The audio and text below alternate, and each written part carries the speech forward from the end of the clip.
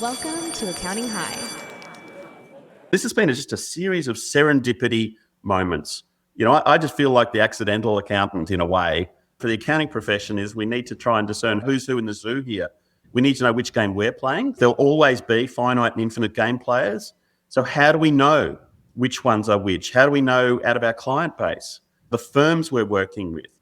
If you're living a duality and you're trying to straddle that fence between self-interest, keeping what you've got, as opposed to living a pure, more centered, congruent life, because you really find out that you're an infinite game player, but you're caught in a finite game or someone else's finite game, we need to make a call. Usually when we make those tough calls, they're agonizing, they eat up at us. Eventually when we make that call, we step into a power zone, really. We feel freer, lighter. We maybe feel some guilt that we didn't do it earlier. Everything's just happening for us, not to us.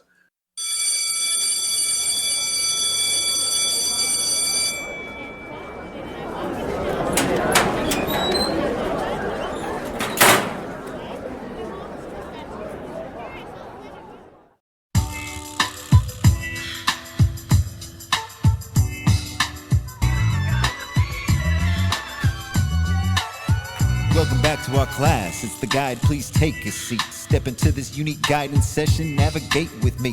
It's the capital S. Oh yes, I'm fresh. C-O-O-T. Y apostrophe O-K-R apostrophe. You see, the show is intended to guide you with advice. Vision goes on mission. It's time accounting high. Yeah, this profession, I think they in the mood for some fun and inspiration. Hell okay. Yeah. What up, Scott? Gotta lead with ambition. What's that, greed? Gotta grab your attention. Intention? And it's gotta be abundant. Public accountants. In unexpected places, we ask for your attention. Conversations about the state of the profession. Emotional intelligence, atomic habits in a bundle. Infinite game, rye holiday, we stay humble. Find your purpose in class with tech apps. Jedi mindsets, James Ash has got your back. For Health to discuss her vision for the profession. Evolution conversation with Jeff Wilson II.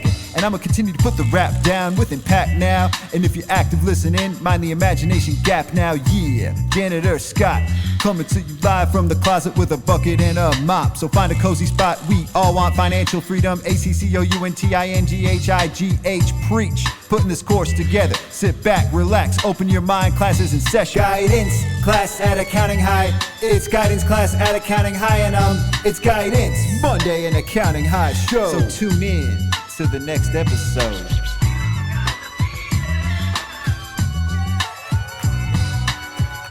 Introducing the star of our show, Clayton Oates and Scott Scarano. We're gonna have a problem here.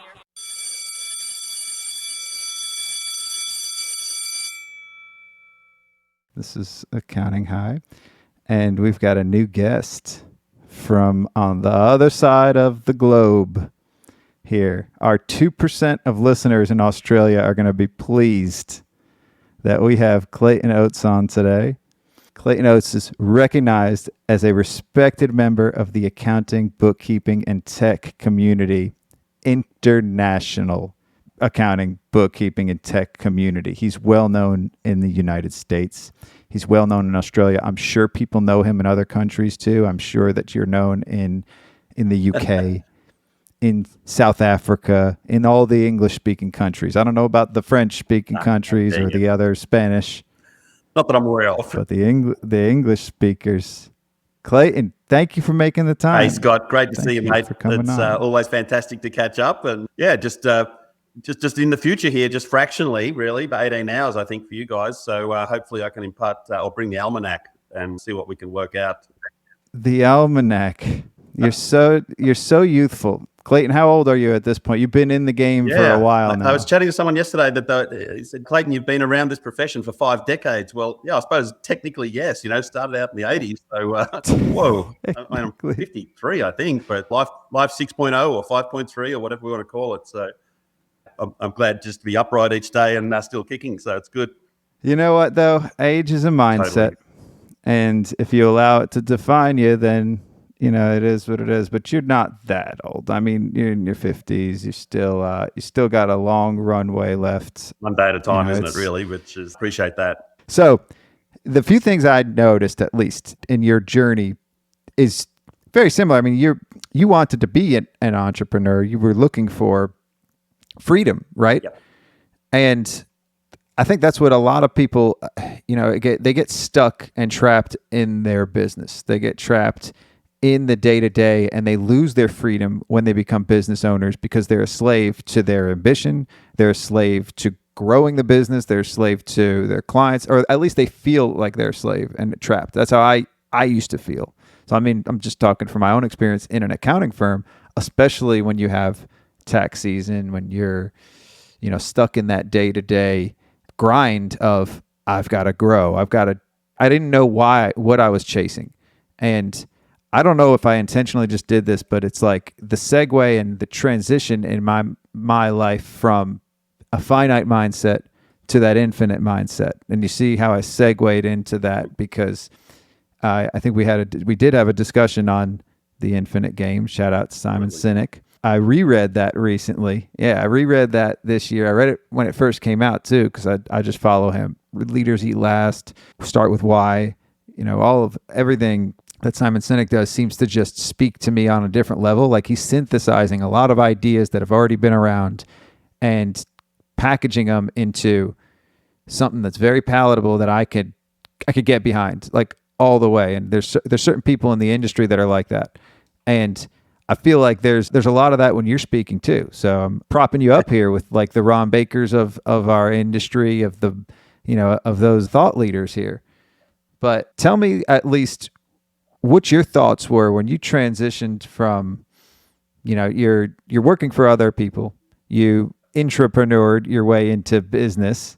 Do you have employees now at your company? Yeah, so is that right? That's correct. How many? How many employees? So we've never been a team greater than 8. Actually, I've done that whole staking ladders. 8, where you go to 8, you come back to 1. I've done that 2 or 3 times over 30 years. We're a team of 6 at the moment, a distributed team around the country, working with the best people. So I going back to freedom. You got to define what that is for you. I can recall one day the founder of a very large mainstream accounting tech company in Australia, public company, asking me probably close to 25 years ago, Clayton, where do you want to take this? What do you want to do?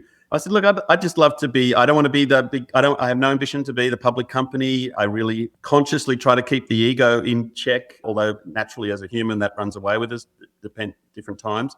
I have to read and reread Ego is the Enemy. Right. That's a book that I recently read, and it's a solid one. Yeah. Well, any of Ryan's stuff is incredible. I mean, man, what a guy, Obstacle is the Way, the Daily Stoic, all of that.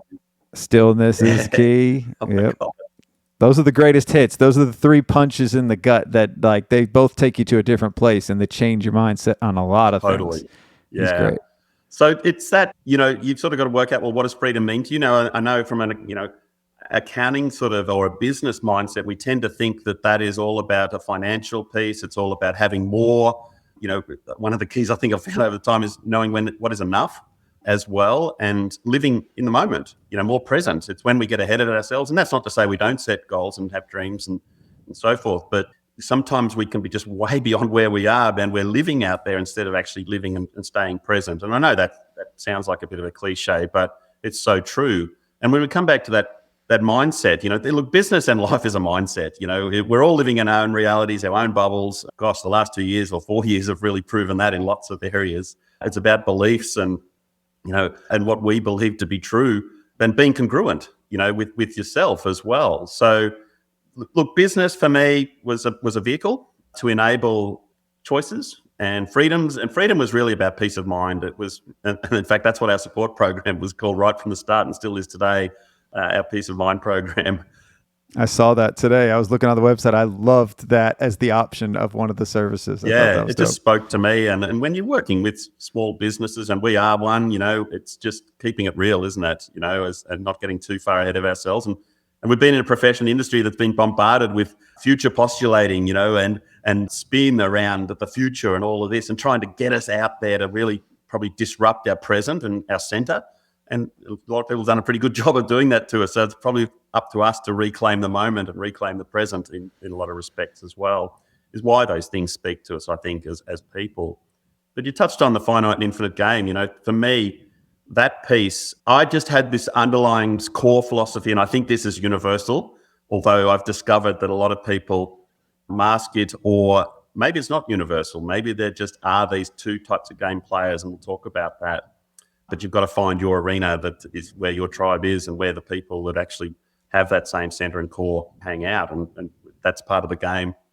But that whole piece of actually, we give and we get in that order, you've got to create more value than we capture. And there was a quote by a fellow called Brian Irwin, that Tim O'Reilly actually had virtually the first commercial webpage, O'Reilly Media. And actually his webpage was about cataloging what's on the internet. It was like the library. Look at that. That's on there as well. I can actually go and do this. And he commercialized it eventually. Eventually I realized, we're going to be half the internet here if we try and keep track of what's on the internet. This is just getting too big on us. And then they sort of commercialized that a little through advertising and so forth. But Brian Irwin actually said, well, hang on, we need to always constantly realize that we need to create more value than we capture. And that's sort of that infinite mindset, abundance thinking. And it's like, yeah, of course, and the entrepreneur adds value, creates value by taking the challenge and solving it in a way that you can make a tangible difference to others. And if you do that, you will make a tangible difference to your life and existence as well. That's just a law of the universe. I just got this belief that you do the right things, the right thing happens. It may not be in your lifetime. So don't worry about that. Just double down on doing the right thing, what you believe to be true and right, and just go there. So business and accounting and all of this has just been a playground, if you like, to actually learn more about this life experience and put into play these things that you believe to be true and important. And lo and behold, what pokes out the other end over time, over distance, and with a lot of activity is, in fact, validation of that belief and that process. It's very validating. Yeah. I mean, there's something to be said about having seen both sides of that mindset and having lived both sides too. And I mean, it sounds like, there was always like a means to an end, and through your journey, you were pretty sure of, how you wanted to do this in the right way. And I think that's also what leads to a happier life too, like knowing what you want and not doing what others think you should be doing, or not, not being, not creating this whole persona of somebody that should be successful. In the accounting profession, there's different personas, and there's different people that are, this is how you should be to succeed, and this is what you need to do in business. And I think maybe I was just following the wrong people, or I had the wrong influences early on, because I thought I need to keep everything to myself, and everybody's competition, and this person, and I've talked about that a lot on the podcast, that being on the other side of that is so much better. Like I don't know if there's another word for it, but it's so much more refreshing, and it's so much easier to live when everybody's your friend, and you can learn something from everybody. Everybody's got something for you. Everybody's got something to share. Everybody's got some value that they can add, and everybody has their own, purpose here. And it used to, like, I guess in my mind, it used to be, very much when he's comparing Microsoft and Apple early in the book, and he does that throughout. Like, I think I always identified and I loved things about Apple, but I don't think I embodied their mindset and how they ran as a company. I think I'm on the other side of that now, and I'm seeing that, but it was always like, you just see this is like, I want to be the best. How do I become the best?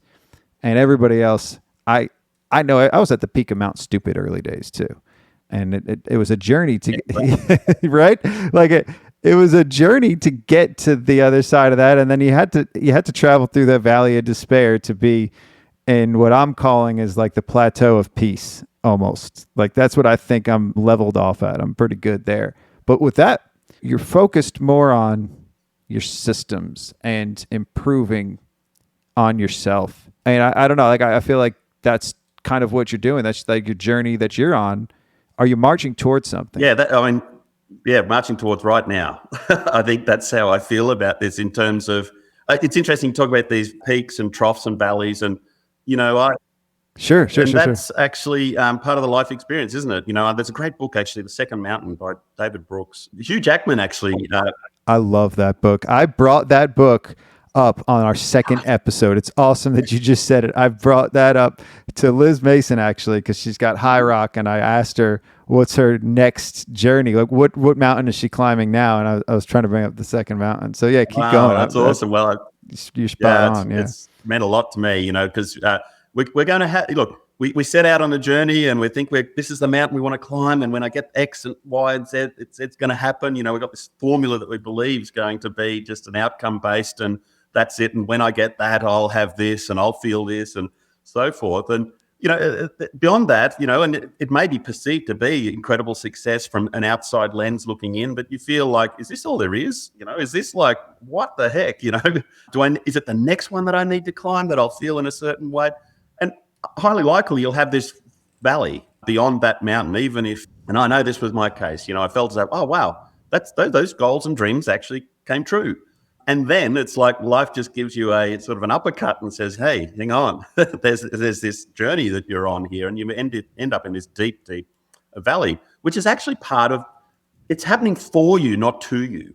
And I know Tony Robbins talks about this as well. Life's happening for you, not to you. Look at the learning from it. Look at the I said that to my son today.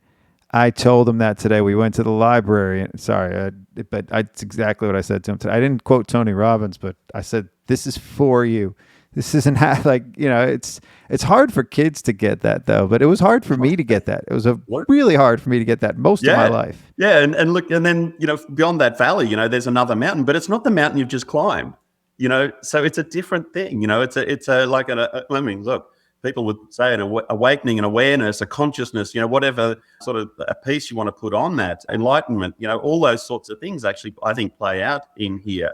And so, coming back to sort of building and creating a business, just probably that initial mindset is, certainly building a business with a system that can sort of free you up in terms of physical effort and has some sort of continuity and sustainability to it is critical as well. The E-Myth, Michael Gerber, was sort of that bedrock book, I suppose, for me, that was like, hang on, I'm building a business with a system, so I need to invest in the systems to actually give me leverage. And thinking that, I just wanted income and time was going to be the answer. Actually, when you do have income and time, it's like, that's when the real challenge starts, actually, because you've got all this time and space to yourself.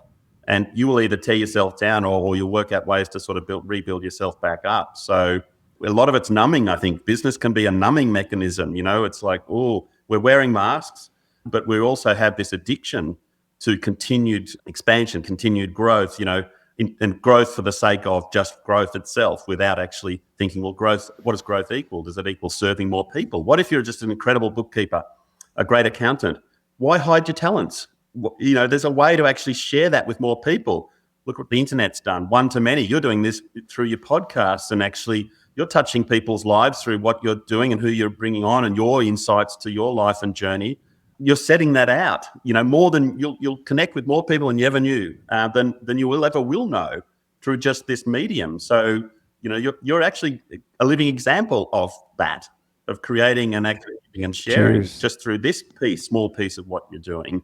So, yeah, I think that's, the great thing about business and or the accounting profession. Here's me thinking, I just want to get out of it.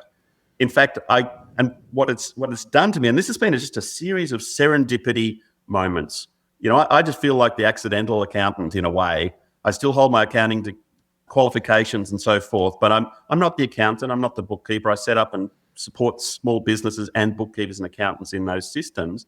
But pivotal to that, and if I don't mind segueing just a little bit is the partnership with tech vendors.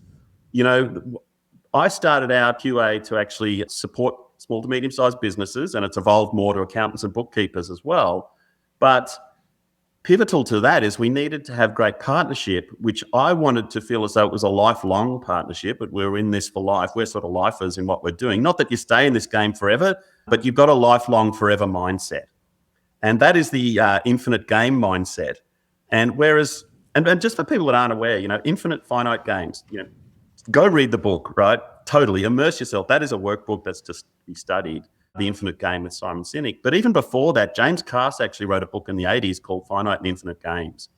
And when he references that. Yeah, and I'd read that many years ago before Simon had written his book. I thought, and the reason I read it is because Mark Andreesson from Andreesson Horowitz, who created Netscape, I saw him at a conference in San Jose, and he spoke about that. He was asked the question, how do you work out who to back, as far as tech founders? He said, well, first of all, we want to work out which game are they playing? And I'm sitting there thinking, oh, hang on, what's he talking about? And he referenced James Cass's book, Finite and Infinite Games. And I thought that was like a aha, grab the pebble moment for me. It's like, oh, hang on, he's just dropped a pebble here. I just need to go and pick that up and go deeper with it. And so that then, because what I was looking for at that time, and I was looking for, why do some partnerships last? Why do some relationships last and others don't? Why do I feel as though some of the tech vendors we partner with, that it's just a one-way street here and it feels like I'm a pawn in the game? Whereas others, it's like I've got this deep connection at a personal level that I feel as though we're in this forever. We're in this to create this abundance and more, and help and impact people in a more tangible way. And you come back to the Apple and Microsoft examples. And even Brian Irwin talks about that with Microsoft. That was Tim O'Reilly actually talks about it to say, hey, the Microsoft model, when particular leaders were in charge, I think when Steve Ballmer was there, it was just all about winning. It was about beating the competition. It was about taking people out of the game.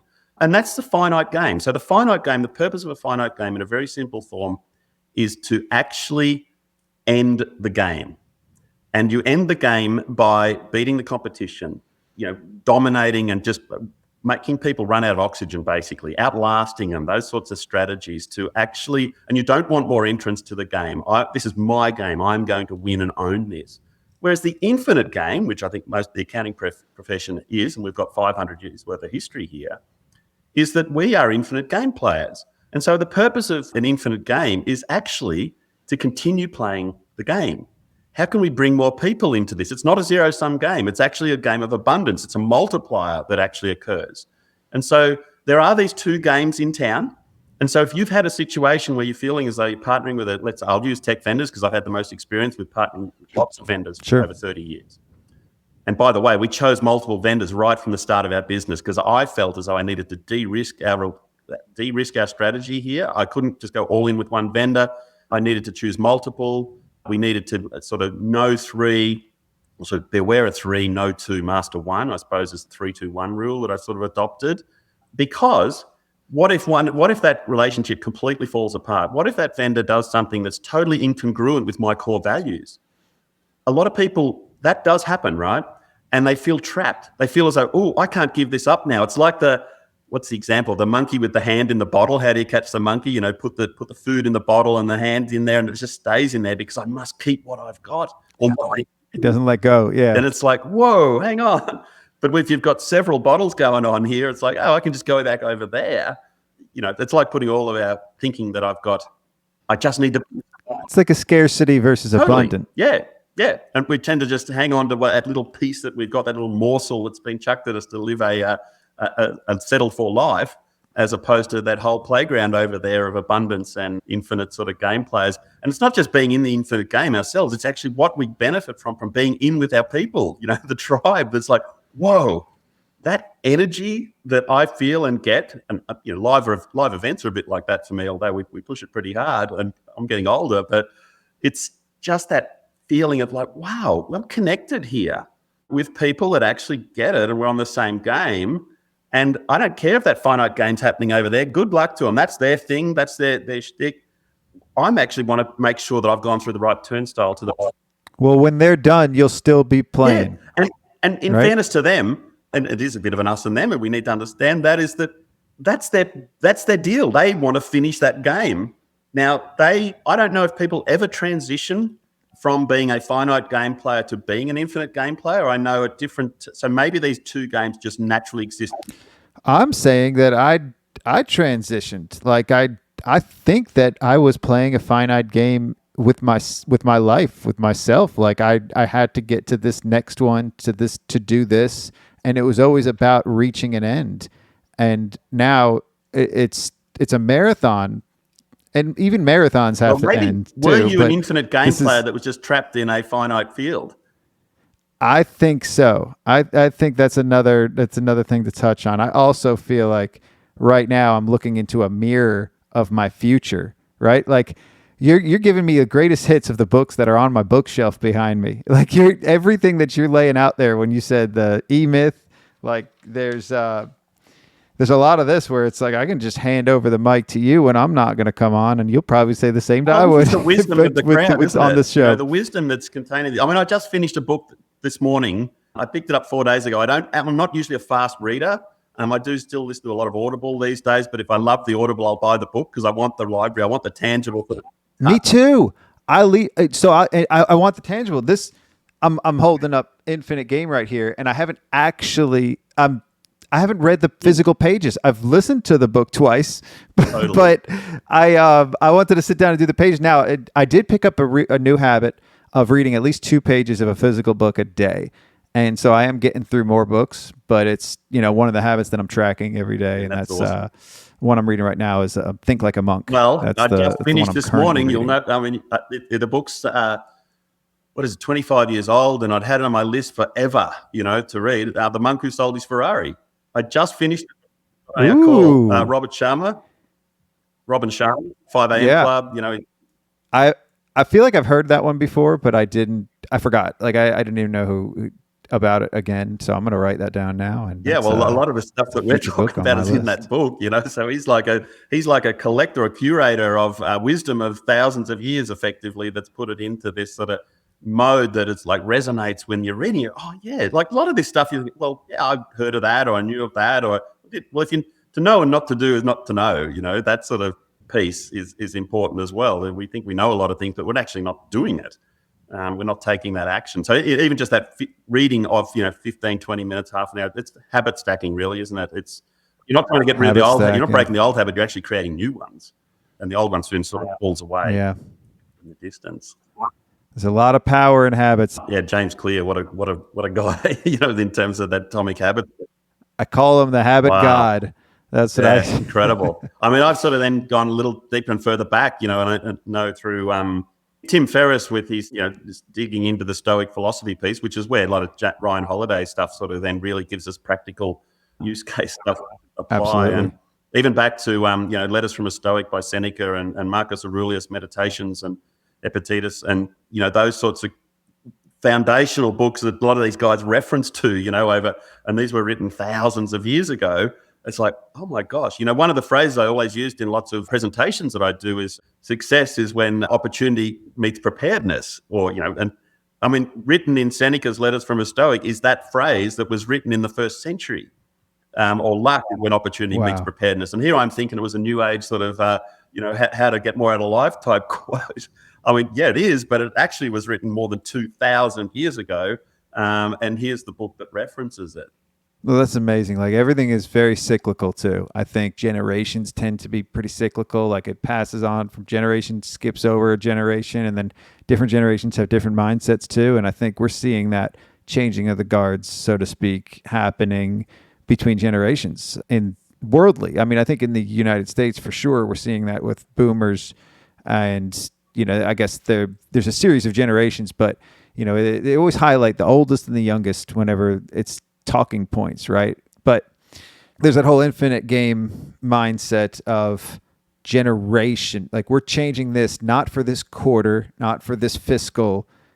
We're making this change for this generation and the next generation. Like this is why we're doing it. Like you said, like when I'm done, it's for the next person. Even if you don't see it in your lifetime, the change is being pressed against, and we're all pushing this boulder up the hill. I feel like Sisyphus sometimes with the accounting industry, because once you try to move it forward a bit, it falls down again. Like now they're talking about CAS 2.0 and like, they're just driving a lot of these things that it's a bunch of fluff, or a bunch of like finite ways of thinking.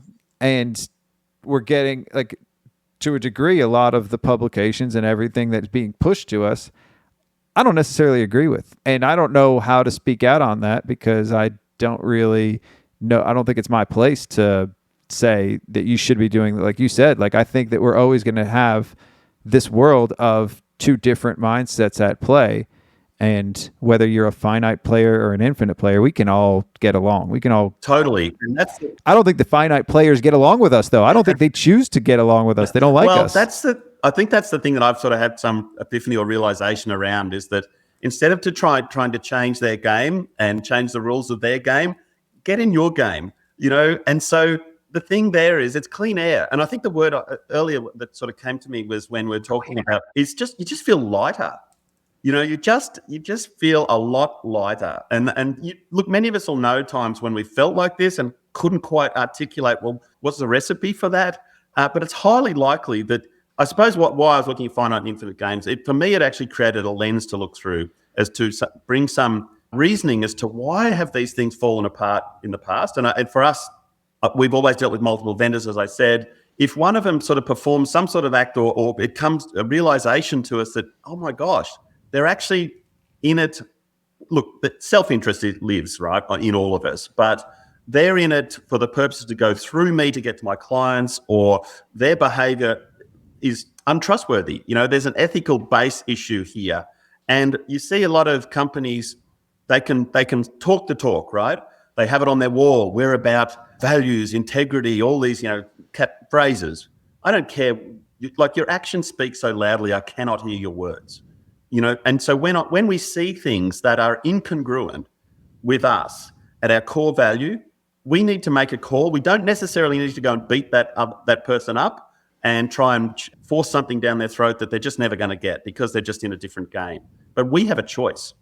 We have a choice. We could either get bitter or better. I think that's something that I've lived by. When you have an experience that bitter or better, cuts at your core, you have, and in fact, going back to Viktor Frankl and that, psychologists say we have 100% control, and we love control as a species. We have 100% control over how we respond to something. We have almost no control over what happens to us. And so we can choose to respond, not necessarily react, but respond to any situation that occurs to us. And even going back to Marcus Aurelius, 2,000 years ago, nothing is either good nor bad except our thinking makes it so. Now, sure, there's some terrible things that happen in the world, and I'm not really putting 100% sort of fits every scenario there, but we do have a lot of control over our thinking and our response and to pretty much everything. And some of that's automatic, and we've always got a space between what's just happened and our response.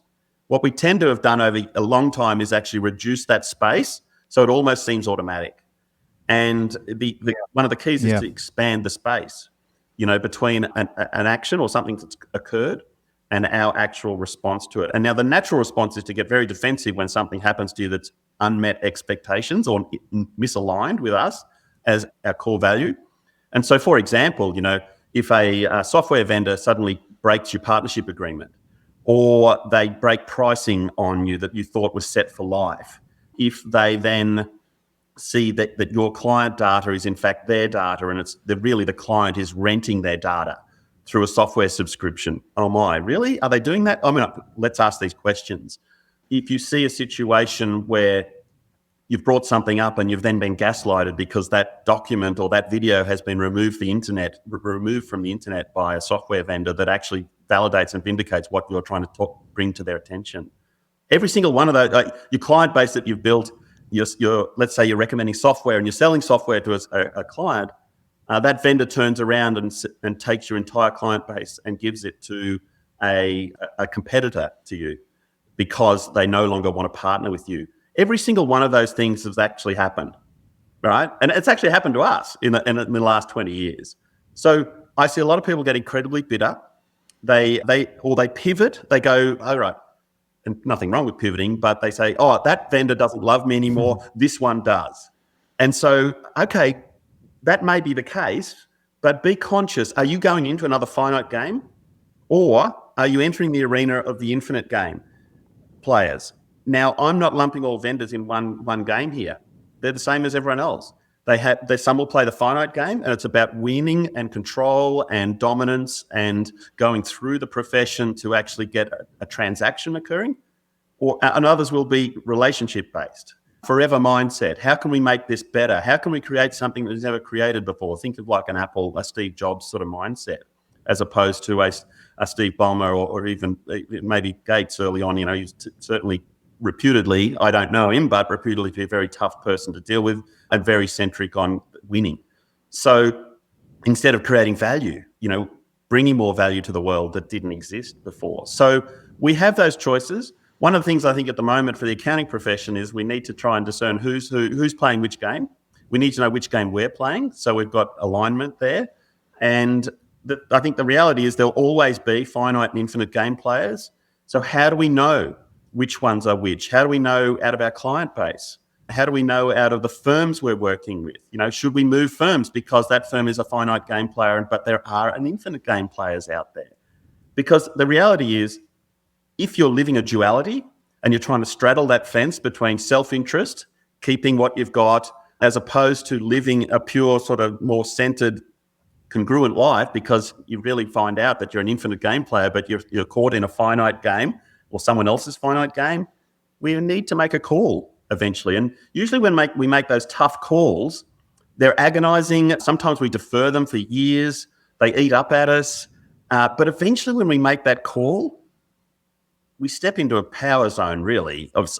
We feel freer, lighter. We maybe feel some guilt that we didn't do it earlier.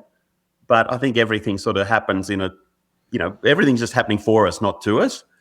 So I think we're right at that moment, at this juncture where a lot of what's happened over 30 years, I see the same thing happening again. It's like, there's another one of those. It's a bit like business cycles. So how can we break that cycle? We're either part of the solution or part of the problem. I think just doing what you're doing, we're talking about it.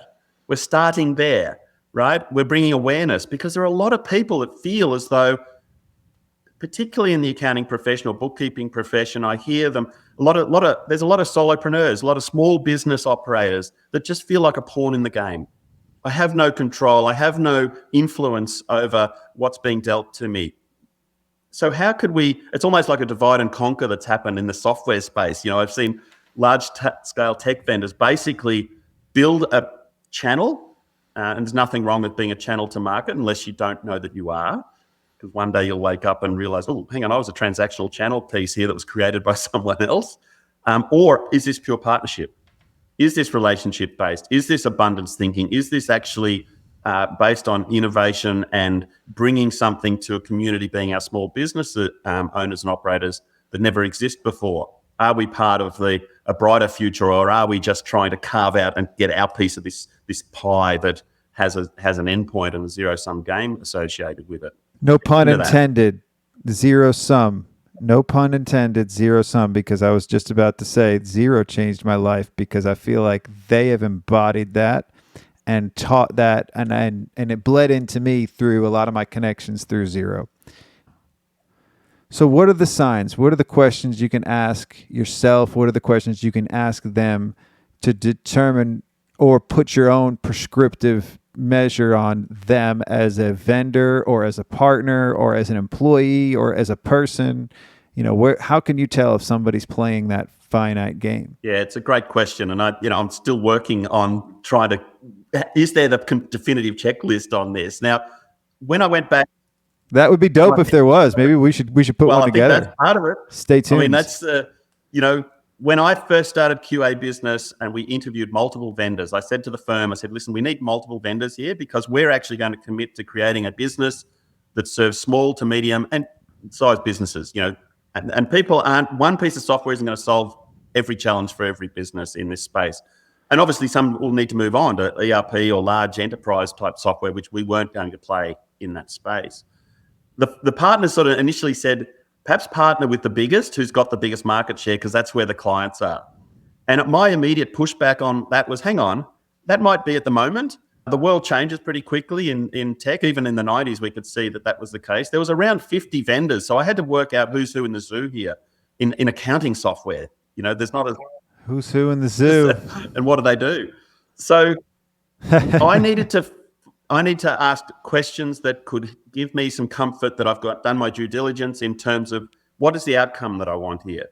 I want to know that I'm going to partner with someone who's going to back me up so I can back my client up. This is a back-to-back relationship. How long have I got the client for? Hopefully forever. Subject to the client prerogative of moving on, but also subject to our prerogative of moving a client on if there's misaligned values, which we've done numerous times. Then I had to actually work out who would allow me to participate in the feedback loop in a way that, not allow, but embrace the feedback loop, genuinely open and hearing, what do we need to do? How can we be better? How can we partner better with you? because we want to actually work with you to actually help and make tangible difference in the lives of the small business community. I then interviewed existing partners. I wanted to find out from my peers, what was that relationship like? How's it going? Is it just all lip service, or is it actually, do you feel as though there's this genuine partnership there? So unbeknownst, as a 26-year-old, I was trying to just work out which game people were playing, because I had this view that I'm in this forever, in terms of a forever mindset. Not that you stay in business forever necessarily. You may sell it. Or move on. That's not a problem. Infinite game players do transact. They do sell their businesses and they do actually exit. That's okay. But it's the forever mindset that stays. Permanence. Yeah, permanence. A centeredness, of putting solid ground under something where, perhaps solid ground wasn't. So I wanted to try and at least meet or know as much as I could about the founder, about who's actually creating this. Why did they create it? Not just what they're putting on their website or putting in their marketing literature. I say that all the time. I say the only time I decide if I'm going to work with a vendor is through the leadership and the founders. That's how I decide. I don't give a what they can and can't do, what the product does, if it has these features or not. It's the leadership. And on the product piece, is it a good product getting better? Have they got capacity to and commitment to the Kaizen model of continual improvement, like we're all trying to do of being as people? I feel this way about Carbon. I know I just brought them up, but I bring that up again because I always use them as the example. Like I look to their leadership and the way that they operate, and I say that's a model for how a lot of companies should be. They're pretty spot on. I know they people off with their roadmaps, but I love the fact that they do that. I think it's encouraging to see where they're going to be and to see their vision change over time. Yeah, and it's important for us as accounting professionals to choose this partnership. This is a choice, right? That we actually have empathy and understanding for the vendor. We need to have confidence and strength to actually, and fortitude, guts really, to actually make calls when they're the right one. So if, for example, and we've done this, and I know many other people have done it, if we feel as though this vendor relationship is not an infinite game, and we're the infinite game player, if they're playing a finite game, and they've clearly demonstrated that through some action that's incongruent at a value core level, we kill it. We terminate that relationship on every round. You're bridging the gap between tech and the profession. I usually say tech and tax because there's alliteration there, but it's tech and the profession, or the profession and tech, and you're able to design your life around that, around your best outcomes. So you're forever going to be on that plateau of peace, right? Like that plateau of pleasantry. I live through that, and I'm surrounded by it, but I'm a creative at heart, and I never felt trapped because I was always, the finite part of me was, this is a means to make money. And I didn't have the passion for the profession set. I understand a lot more than I did before, but before I was using the profession to make money. I wasn't giving back to it. We had this discussion of partners or vendors. And I love the way you put it. You said partnership with tech vendors. Because I was saying, like, I used to call them vendors in a prior life. I used to say, you work for me. This is not, and that changed through Xero, and then it's forever changed for me now. I see them as partners. We're on the same platform. We're on the same, stage, so to speak, and we're all seeing eye to eye. And I always thought they were working for me. And you have clients that sometimes have that mindset. That's a finite mindset. But that's also because I wasn't incongruent with the profession. It was always for me. It was always supposed to be propping me up. And now that it's not about money. Now I'm not using anything for my personal gain. I only can give back. I got nothing to gain because I've gained everything I needed to gain from it. I've made money. I have a business that works for me. I'm very appreciative of everything I've got that I can only give back because that's what feeds me. Yeah. So, when you start out, we tend to have nothing, right? In terms of what we think we need to hang on to. It's almost like, hey, I've got nothing anyway, so I might as well just go, and be bold and be brave. And then we start to accumulate stuff and also a perception as well, an image that we maybe want consciously or unconsciously crafted. We then feel as though we've got things to lose and things to live up to, which actually creates a bigger challenge for us because we lose a sense of our freedom of choice, or a perception of freedom of choice, really, around that, I think. So it's stepping back into that power zone. And I often talk about, well, what if someone took everything away from you? Well, eventually that's going to happen anyway. We're not here forever, and eventually we're going to go out with nothing. We might perceive and believe that we had something, and except for what we have created is these personal connections. We've brightened up someone's day. We've maybe made an impact. We've listened to someone when they needed someone to talk to. We may have had a word of encouragement. It's those little things, that make the big difference. And we have the ability to do that with our clients every day, irrespective as to whether we feel as though we're stuck in some contract or relationship that actually is. Because if we're inwardly focused, then we're thinking about that. Whereas what can we control? We can control the next conversation we have with someone. We can initiate a conversation. We can initiate caring and empathy. We could bring insights to someone where we feel as though, you know what, surely everyone knows that. But no, a small business owner and operator that's trying to manage their cash flow, or they're up all night manually writing their invoices, or, hey, we got a better way that maybe you can handle that. Buy back time in your life. And that for us, our 1-300 number or 1-800 number is 1-300 buy time. We're wanting to help clients buy time in their life. Why? So that they could actually channel that time and utilize it in an area that's more important and relevant to them, time with their kids. Why would we build a business that would take time away from our family ultimately and potentially risk that family relationship? Now, there's a price to pay to build something and create something, but we have control over actually how we structure that. This is a blank sheet of paper. Like business and life is a blank sheet of paper. We can design and create the future however it is that we choose. In fact, and if we don't do that, someone else is going to design it for us in the way that they choose.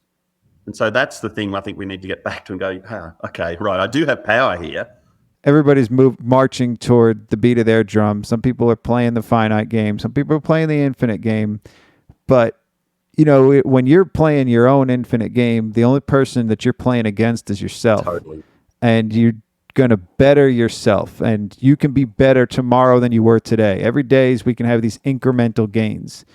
And as long as we're iterating and we have our feedback loops opening and we're always trying to improve and we're sticking to our systems, then nobody else can really harm us to a large degree. I mean, technically, yes, people can harm us, but not really. It's only how we react to that is what's harming. Absolutely. Unless it's physical, but there's a whole other element there. But otherwise, we're just a product of a lot of different happy accidents, right? Or they can be unhappy accidents. It matters your mindset. Yeah, and there's a lot of, there's only so much energy. You're either utilizing your energy in a way that sort of is for the greater good. And I love the phrase too, what harms the bee harms the hive, because sometimes we need to step into a power and talk about things that are important, that are impacting the community, our community. Now, that's not necessarily saying that person we need to extinguish or that behavior. If they're going to consciously perform that behavior, there's going to be a price. They'll get an outcome and will either be positive or negative, or we have a choice to stay with them or continue to support that behavior, or we call it out. That's fine. We're not necessarily going to change it. But I think when we start to speak our truth in a respectful way too, it's not really a matter of sort of, I think if you're disrespectful or you actually try to just really harm that other person, then we're actually harming ourselves. We're projecting a lot of times. Anytime we're critical or judgmental of something else or somebody else, usually you got to always look at where those other fingers are pointing, right? When you point one finger at somebody else, you're pointing three back at you. And that's always the case when it comes to us improving. We can't control what other people do. We can only control how we react. Totally. And I love that. That's like the theme too. That's one of the themes we've had many weaving themes in and out of here. And I like this. We're going inward, not even outward. We're doing everything in right now. We're going deeper within that intrapreneur, right? Something that sort of struck me just a few minutes ago when we were talking was, the fact that we caught up in San Diego and now we're having this quite a deep conversation together, which I'm getting so energized from actually chatting with you. This has just made a difference to my day, and catching up with my kids and my family after this is like, I'm going to bring that energy to that, because you've actually... And you're going to be all smiles, which I think you're always all smiles. Not always. And one thing that it's not all bed of roses, but we have that choice again to bring that energy, because out of pure self-interest, smiling actually and bringing that energy forward from a self-interested point of view is good for you. So, of course, yeah. Makes sense. There's and one thing I always have to remind myself is I have to be completely independent of the thoughts and opinions of others, and I can only bring my own energy to anything. But one thing is, when I say that, is like sometimes I have to be independent of people's good opinions and thoughts too, because I'll let that get to me, and I'll let that affect my mood, and it'll put me in a better mood. But then quickly, I could see something else, and then somebody says something else, and that could also deteriorate my mood. And you're on this too. It's ebbs and flows of being controlled by those perceptions. Yeah, by the good and bad.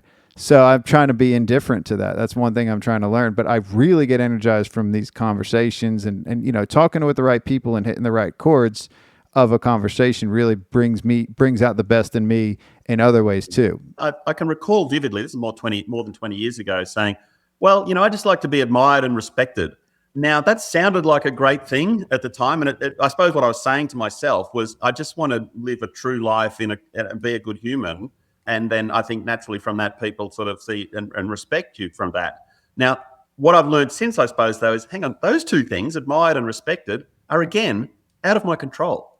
I have no control over that, right? So trying to peg what I want with something that I have absolutely no control over is a fool's errand. Now, that may be, some people may see it that way, that admired, respected. Some others go, you know what, no, there might be jealousy, there could be all sorts of things. I had to let that go. I really stripped that back and said, no, that's not my goal, to be admired and respected. My goal is to live true to me, to actually be the authentic, congruent me that actually lives my values and doesn't shy and shirk away from that. It's this exact same journey. When I started this podcast, I always I'll have a conversation with somebody and I said, I'm doing this because I want to be respected. Like I want respect because I feel like, but then I realized I thought I wanted everybody else's respect. That's what I kept saying. And then later it evolved into realizing that I need to respect myself. That's what I wanted. I wanted to respect it wasn't about other people respecting me. I could give a shit if somebody respects me or not now. Like before, that was it. That was the reason I was doing this, because I wanted everybody else to say they admired it and they respected what I was doing, and I wanted them to like it. And I was doing it for that. I'm doing it for them, but not for their opinion of me. I'm doing it for them, period. And I had to change that about my mindset. And now I'm doing this for me selfishly, unapologetically. I am being me, doing it for me, and you're going to get something out of it because I'm doing it for you, right? Well, it's constantly reminding that we're getting that sort of from others or ourselves, or our self-talk. I mean, because we're chatting to ourselves, a lot faster than anyone else is going to talk with us. But that's detachment too. We can get into that, but that's a whole nother aspect of this monk talk, totally. Right? It's just that I think one of the things, and growing up in Australia, particularly in the 70s and 80s and 90s, that formative years, is I felt as though as a society we had a lot of irreverence. We didn't take ourselves too seriously. A lot of kinship, a lot of mateship. We're in it together. It was sort of like a we instead of a me sort of community. And again, this goes in cycles. There's cycles of the we generation, me generational movements. Not generation so much, but phases that occur. So that irreverence. Because that's shifted too. Yeah. That's changed a little bit, right? Yeah, more nationalist now, and it's a little bit, in your neck of the woods. But it was more of a very communal and started as community. But you're still latching on to that. That's still part of your persona, your life, and how you're going to be. That sort of piece is then. Yeah, you talked about self-deprecating type. Just that sort of not taking yourself too seriously, probably the community that was more so that, and it's probably held on to it for longer, is the New Zealanders, the Kiwis. And I saw that in Rod, that boldness, that confidence, that just self-assuredness, not an arrogance or a overconfidence. It was just hey, this is what we're going to do, and let's just go do it. we're going to build better schools and hospitals for creating a business that actually comes out of a small bunch of rocks in the South Pacific. You used to say that. And that, that just resonates with people. It's like, yeah, we're doing it for the right reasons. And people will back and support people in on that. Don't feel as though it's a zero-sum game and some others will try and knock you out. It's okay. No one's going to take you out because you're actually on a different playing field. It's not as though they can reach over to that field and take the game out. No, they're too busy playing their own game on the finite game field to even so trying to knock out all those other finite game players. But this is an infinite game over here. Sorry, we're on a completely different stratosphere to what's going on over here. It may not look like that in the near term, and when everyone's measuring each other with the same metrics, or the other parties are, and public companies have got their quarterly reporting, and people get their bonuses based on short-term performance and short-term outcomes. But not every organisation operates like that, and so that's another defining sort of differentiator. And so it's up to us as discerning people and professionals, particularly in the accounting space, to work that out. That's just a challenge for us, that can be solved. We love challenges. This lived up to everything I hoped it would be. This episode, I was a little nervous too. Like, I wanted to bring my best self, bring my A game here, but you brought all the energy. You brought the conversation. I was a little nervus about it at first, so appreciate you. Well, you laid it out. Taking this into your weekend too. This is great. Thanks so much for right, sharing a couple of hours together. I've loved it. I'm so looking forward to seeing you in a few weeks, and giving you a hug, man, and sharing a cold one with you. And for sure, yeah, and a lot of our friends. It'll be awesome. Fabulous. All right, homie. All right, take care.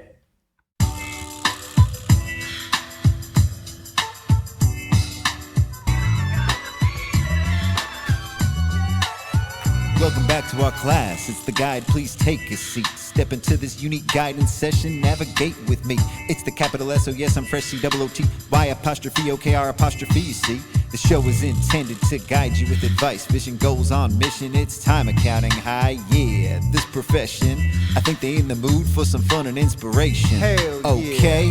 What up, Scott? Gotta lead with ambition. What's that, greed? Gotta grab your attention. Intention? And it's gotta be abundant. Public accountants. In unexpected places, we ask for your attention. Conversations about the state of the profession. Emotional intelligence, atomic habits in a bundle. Infinite game, rye holiday, we stay humble. Find your purpose in class with tech apps. Jedi mindsets, James Ash has got your back. For Health to discuss her vision for the profession. Evolution conversation with Jeff Wilson II. And I'ma continue to put the rap down with impact now. And if you're active listening, mind the imagination gap now. Yeah, Janitor Scott coming to you live from the closet with a bucket and a mop. So find a cozy spot. We all want financial freedom. ACCOUNTINGHIGH, preach. Putting this course together. Sit back, relax, open your mind. Classes in session. Guidance class at Accounting High. It's guidance class at Accounting High, and it's guidance Monday in Accounting High show. So tune in to the next episode.